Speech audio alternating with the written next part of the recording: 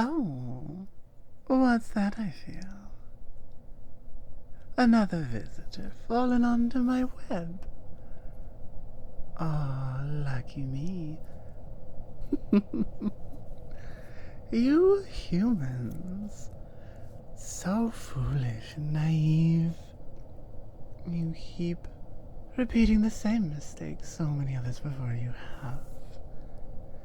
You come into these caves looking for something riches. Perhaps it's often riches with you. But what you find is not what you expect, is it? Fell off that ledge over there. Very steep drop. Couldn't see it until it was already too late.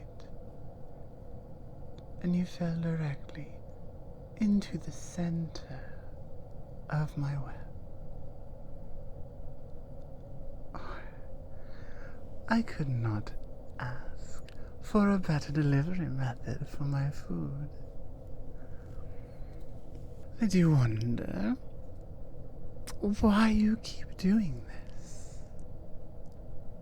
Surely, when no one comes back, eventually people would stop sending more. But you don't. More keep coming. In fact, the more disappear, the faster new people come, eager to find out what happened, and, in a delicious twist of irony, join them on my table. You don't understand. It is always so much fun to play with my food before I eat it. But it's much more fun when I at least get something from you. Most who fall scream, cry, beg, plead. Don't listen, of course, but they try. But you, silent. You're trying to play dead. It won't work. I can feel your heartbeat vibrating through every strand of this web. Well, I suppose if it helps you resign yourself to your inevitable fate, do as you will. Doesn't really matter to me. Unfortunately for you, I've already eaten, so I'm not in the mood to have another meal just now. You have the rare opportunity to sit and speak with the Spider Queen. You'd be foolish to let that pass you by. Think of all the knowledge, all of the ways you could satisfy your curiosity. All the things you could learn from an elder being like me. And yet, you stay there, barely moving, barely breathing. Perhaps the fall knocked you unconscious. Or perhaps you're still clinging to this vain hope that, like some sort of bear, I will give up if you play dead. Unfortunately for you, that is not the case. I'm hardly a bear. I am something much greater. An elder being from the dawn of creation, living here. Inside your world is my home. Your earth is the outer extent of my web. Did you know? I have been watching humanity grow for thousands and thousands of years, devolve the creatures to evolve and walk along this planet. You are my most favorite food. Your curiosity, adventurous, ambitious spirit, admirable trait. But they don't exactly keep you safe, do they? They put you in harm's way. And what is it that brought you down here? Riches, fame, glory. I mean, it doesn't matter why you're here. At the end of the day, you're trapped in the web. Just like so many others before you. You know, perhaps I was wrong. I'd hoped to have a decent, honest and civil conversation with you. And yet you insist on being very, very rude. You're trespassing in my house, and refuse to even acknowledge I'm speaking to you. Suppose I was wrong. Have any idea how boring it gets down here, all by myself?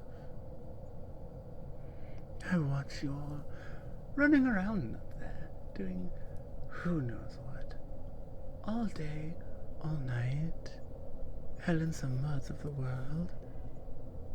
It never quiets down. There's always feet moving, vibration. Oh, you can speak.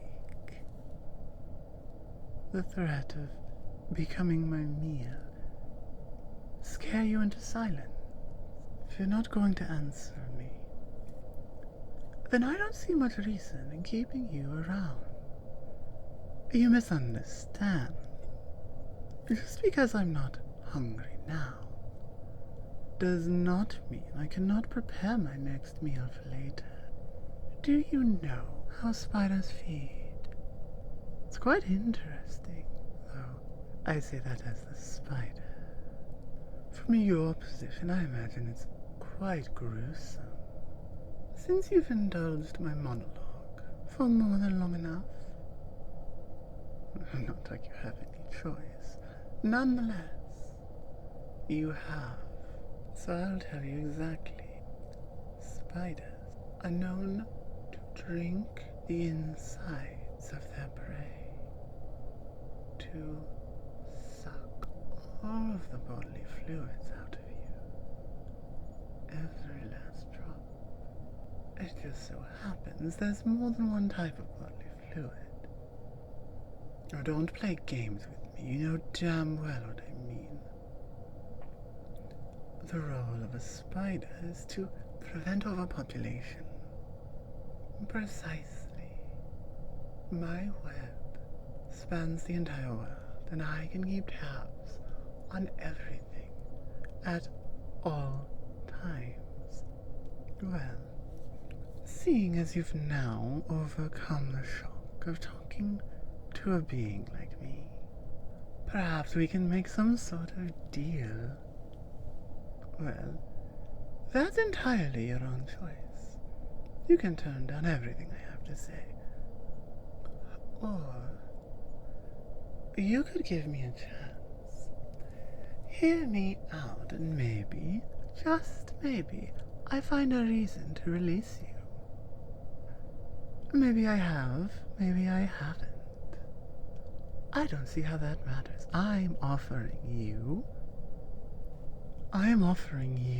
the opportunity to get out of this very dangerous position you found yourself in. And as naive and foolish as I generally see humans to be, you can't possibly be that naive, that foolish to turn away your only ticket out of here. Oh, it's quite simple. I am willing to release you from this web, to allow you to return to your home, to your family, to your friends. They miss you. You know that. We've been gone for almost 2 days already. I will release you from this web, and I will return you to your normal place on Earth. In exchange for this, you will willingly offer me any of the fluids I desire, as often as I desire. Now, why would I kill such a delicious morsel that I can continue to snack on? Yes, human mythology has not really been kind to spiders. Honestly, it's entirely deserved. But in this case, you find yourself in a very fortunate position, caught in the crossroads, as it were. You may have fallen down here the same way all the others have, but there is something different about you.